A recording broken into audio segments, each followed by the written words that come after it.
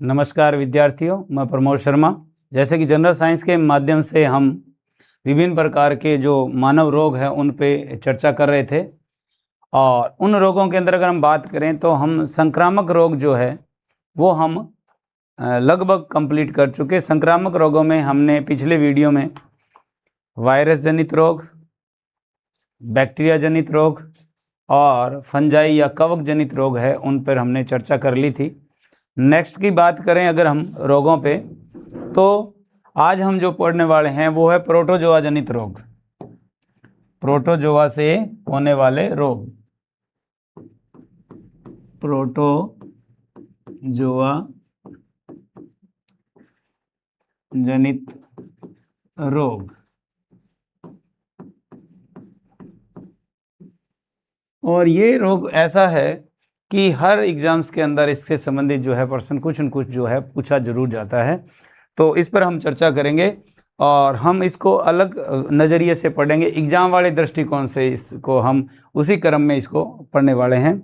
और प्रोटोजोआ जनित रोग जो की बात करें तो आपको इसमें याद रखना है कि इसमें जो हम रोग पढ़ने वाले हैं वो है मलेरिया।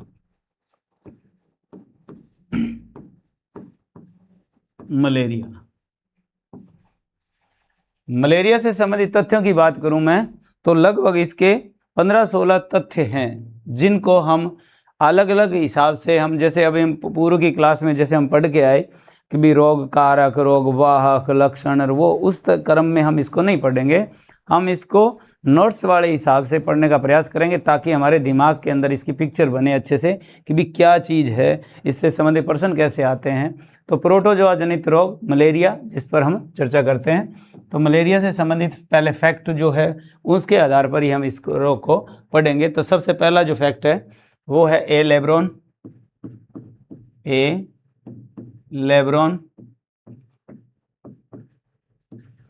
दूसरा जो है रोनाल्ड रोस।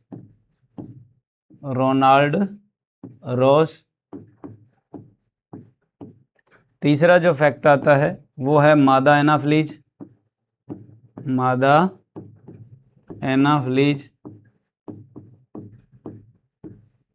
फिर आता है नर एनाफ्लीज।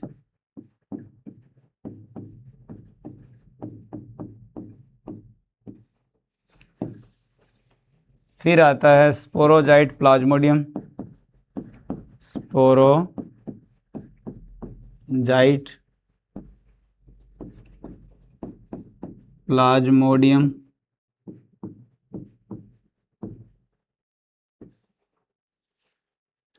फिर आ जाता है हीमोजाइन।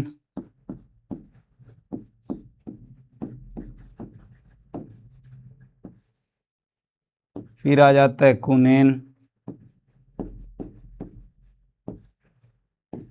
फिर आ जाता है सिनकोना।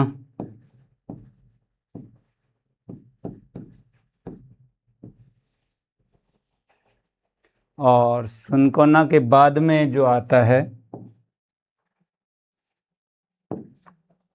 9 नंबर गंबूशिया।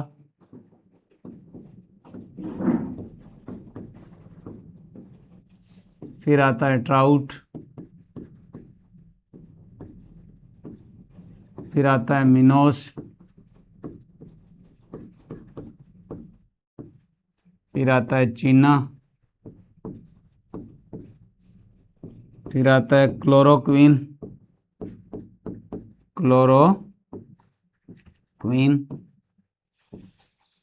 फिर आता है मेफ्लोक्वीन।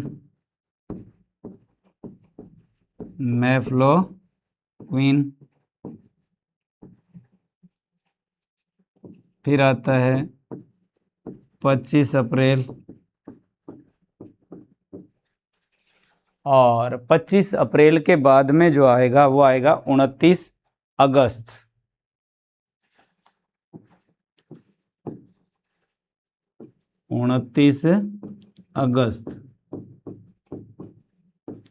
फिर एक 17 नंबर पे फैक्ट में आप लिखोगे 1953। ये 17 जो टॉपिक पॉइंट लिखे हैं मैंने, इसके अंतर्गत हम मलेरिया को पढ़ेंगे, नए तरीके से नए अंदाज के अंदर पढ़ेंगे। तो अब आप देखिए इसके अंदर हमने जो चीज़ें लिखी है उसको मैं एक बार आपको बता दूं कि भी क्या चीज़ है ये।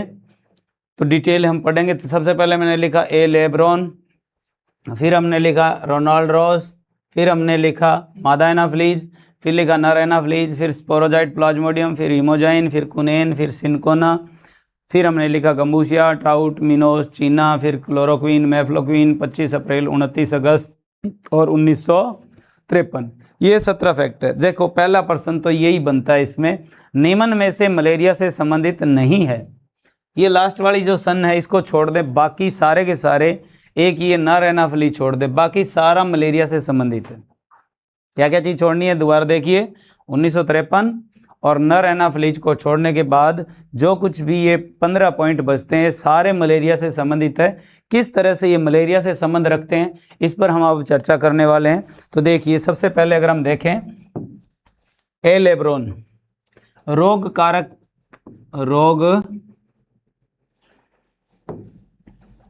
कारक की खोज की या खोजकर्ता, रोग कारक की खोजकर्ता, यानी रोग कारक को खोजने वाला व्यक्ति जो है वो कौन है? Scientist Laveran. Ronald Ross, malaria व मच्छर में संबंध स्थापित किया।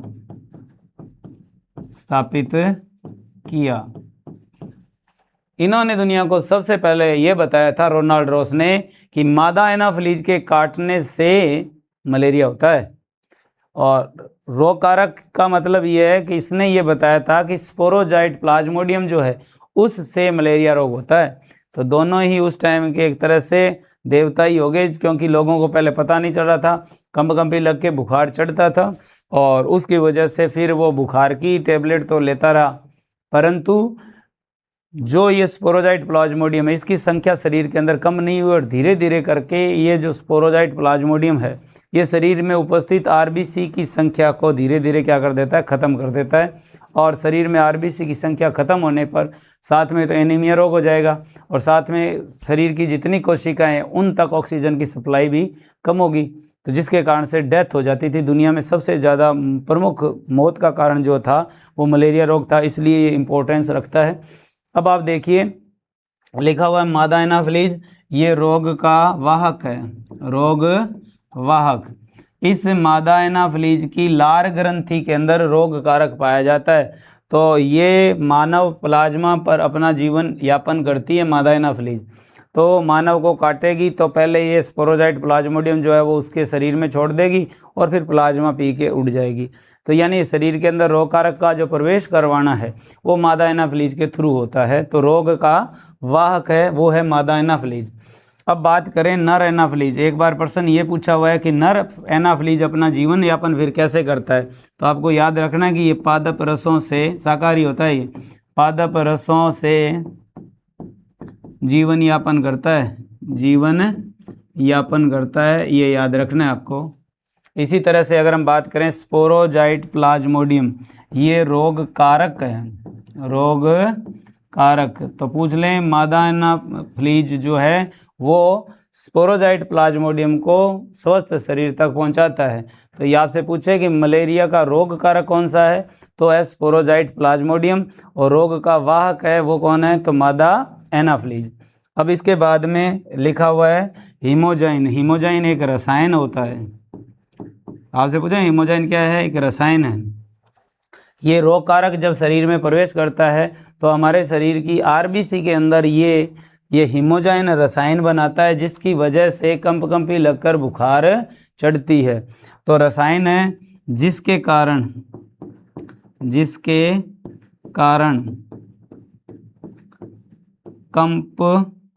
कंपी लगकर बुखार आता है, बुखार। और ये जो रसायन है ये रोग कारक द्वारा बनता है, रोग कारक द्वारा बनाया गया रसायन है, शरीर में ये रसायन बनाती है, जिसके कारण से रोगी को फिर क्या है, कंपकंपी लगेगी और बुखार चढ़ेगी। ये दवा है, कुनैन क्या है, दवा है जो रोग कारक नष्ट करती है। कुनैन की वजह से स्पोरोजाइट शरीर के अंदर खत्म हो जाते हैं, तो ये वो दवा है। फिर आ जाती है सिनकोना, ये वो वृक्ष है, इसकी छाल से कुनैन बनाते हैं, कुनैन बनाते हैं। तो कुनैन किससे बनाई जाती है, तो सिनकोना, सिनकोना किस हिस्से से, इसकी छाल से बनाई जाती है। तो मलेरिया के अंदर अगर हम बात करें तो आप समझ में आ रहा होगा आपके कि भी मलेरिया जो है वो कितना घातक रोग है। और मलेरिया से संबंधित फैक्ट हम पढ़ रहे हैं, उसमें मैंने आपको बताया कि भी नर एनाफ्लीज और एक ये जो 1953 है, वैसे सन का तो आएगा ही रोल तो, परंतु फिर भी अगर हम सीधी बात करें तो ये बाकी सारे मलेरिया से कहीं न कहीं रिलेटेड हैं। अब आप देखिए ये 4 नाम लिखे मैंने, गम्बूशिया, ट्राउट, मिनोस और चीना, ये चारों मछलियां हैं, ये चारों मछलियां हैं जो मादा एनाफ्लीज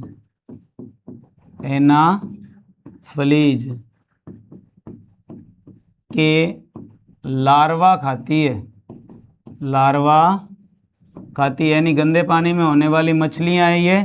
और ये क्या करेगी, मादा एनाफ्लीज के लार्वे खा जाएगी, लार्वे खाएगी तो वो उसकी संख्या वो कम हो जाएगी। तो मलेरिया नियंत्रण के अंदर ये काम में ली जाने वाली मछलियाँ गंदे पानी में छोड़ देंगे तो ये मादा एनाफ्लीज के लार्वे खा लेगी और मलेरिया जो है वो कम होगा।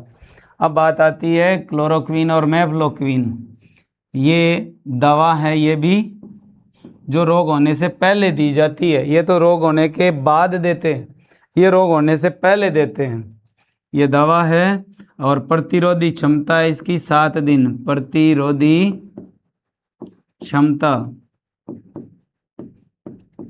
7 दिन है इसकी। अब आप समझिए इसको कैसे 7 दिन प्रतिरोधी। जिन क्षेत्रों में ये मादा एनाफ्लीज या मच्छर ये ज़्यादा हैं, उन क्षेत्रों में सरकार के द्वारा बांटी जाने वाली ये दवा है। एक टेबलेट खाने पर 7 दिनों तक उस व्यक्ति को मलेरिया नहीं होगा, 7 दिनों तक उसके शरीर में प्रतिरोधी क्षमता विकसित हो जाएगी। दवाओं के नाम है क्लोरोक्विन और मेफ्लोक्विन। ये मलेरिया प्रभावित क्षेत्रों में दी जाने वाली दवा है। अब आया 25 अप्रैल, ये मलेरिया दिवस है, मलेरिया दिवस। ये मलेरिया दिवस जो है वो 2001 तक मनाया जाता था, उससे पहले पहले का 25 अप्रैल है। 2001 के बाद में यानी 2002 से लेके अब जो है, तो अब मलेरिया दिवस कौन सा है, तो याद रखना 29 अगस्त है। ये भी क्या है, विश्व मलेरिया दिवस है, विश्व मलेरिया दिवस। और दुर्भाग्य की बात है कि ये मलेरिया दिवस इसलिए मनाया जाता है क्योंकि रोनाल्ड रॉस की डेथ जो है वो 29 अगस्त को हुई थी। इस कारण से मलेरिया दिवस है वो 29 अगस्त चेंज कर दिया गया। 1953 की अगर बात करूं तो मलेरिया नियंत्रण कार्यक्रम जो शुरू हुआ वो 1953 को शुरू हुआ। मलेरिया नियंत्रण कार्यक्रम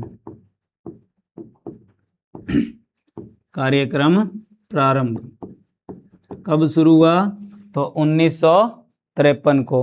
तो ये था मुख्य रूप से मलेरिया। तो मलेरिया के बारे में बात करें तो देखिए क्या क्या खास बात आई है। ए लेब्रोन रोग कारक की खोज करता है। इसी तरह से अगर हम देखें रोग कारक की खोज करता रोनाल्ड रॉस जो है वो मलेरिया व मच्छर में संबंध बताने वाला वैज्ञानिक है। मादा एनाफ्लीज रोग का वाहक है जो स्वस्थ शरीर तक मलेरिया पहुंचाता है। नर एनाफ्लीज पादप रसों से अपना जीवन यापन करता है। इसी तरह से स्पोरोजाइट प्लाज्मोडियम जो है वो रोग कारक है। हिमोजाइन ये एक रसायन है जो रोग कारक शरीर में बनाता है, जिसके कारण कंपकंपी लगकर बुखार आता है। तो आप याद रखोगे कि रोग कारक द्वारा शरीर में कौन सा रसायन बनाया जाता है, तो आपको याद रखना है हीमोजाइन। फिर कुनेन मलेरिया होने के बाद दी जाने वाली दवा है, जिसको खाने से स्पोरोजाइट प्लाज्मोडियम जो है वो शरीर में ख़त्म हो जाते हैं। सिनकोना एक वृक्ष है जो भारत और श्रीलंका में होता है, और इसकी छाल से जो है वो कुनेन बनाई जाती है। फिर आती है गम्बूसिया, ट्राउट, मिनोस और चीना। ये वो मछलियां हैं जो मादा एनाफ्लीज के लार्वा खाती है। मलेरिया प्रभावित क्षेत्रों में गंदे पानी के अंदर मलेरिया के जो रोग वाहक है वो उत्पन्न होते हैं, तो वहाँ ये इनकी लार्वा खा लेगी तो ये रोग फैलेगा कम। क्लोरोक्वीन या मैफ्लोक्वीन मलेरिया प्रभावित क्षेत्रों में दी जाने वाली दवा है जो रोग होने से पहले दी जाती है, और इसके खाने से, प्रत्येक एक टेबलेट के खाने से 7 दिनों तक मलेरिया नहीं होगा। 25 अप्रैल मलेरिया दिवस के रूप में मनाया जाता था 2001 से पहले 2001 को भी 25 अप्रैल ही था। उसके बाद में 29 अगस्त मलेरिया दिवस मनाया जाता है, इसलिए क्योंकि रोनाल्ड रॉस की मृत्यु है वो 29 अगस्त को हुई। 1953 मलेरिया नियंत्रण कार्यक्रम प्रारंभ हुआ। तो ये रोग था प्रोटोजोआ जनित रोग मलेरिया। विश्व में सबसे ज़्यादा मौत इस रोग से होती थी। तो आपको याद रखना है ये 17 जो पॉइंट है ये मलेरिया से संबंधित है। नेक्स्ट वीडियो के माध्यम से हम पढ़ेंगे अन्य रोग। आज की क्लास को हम यहीं विराम देते हैं। आज हमने पढ़ा प्रोटोजोआ जनित रोग, बहुत ही इम्पोर्टेंट है, जिसका नाम है मलेरिया। और उससे संबंधित अगर प्रश्नों की बात करें तो आपसे पहला प्रश्न तो यही कि निम्न में से मलेरिया से संबंधित रोग नहीं है, तो आपको इसमें संबंधित बातें नहीं हैं। तो आपको मैंने बताया जैसे 1953 और एक नर एनाफ्लीज ये हटा दें तो बाकी सारे मलेरिया से किसी न किसी रूप से जुड़े हुए हैं। और बाकी का आपको याद रखना है कि रोग कारक की खोज किसने की, तो ये लवरोन ने। मलेरिया और मच्छर के बीच संबंध किसने बताया, क्योंकि आजकल का पैटर्न रहा है कि निम्न तथ्यों पर विचार कीजिए, फिर तथ्य लिखेंगे, फिर पूछेंगे जैसे दूसरा तीसरा गलत है या तीसरा चौथा गलत है, दूसरा पहला सही है, ऐसे करके आते हैं प्रश्न, तो उसमें आपको हेल्प मिलेगी। तो ये था मलेरिया रोग। आज की क्लास को यहीं विराम देंगे। नेक्स्ट वीडियो के साथ में फिर मुलाकात करते हैं। सभी का थैंक यू।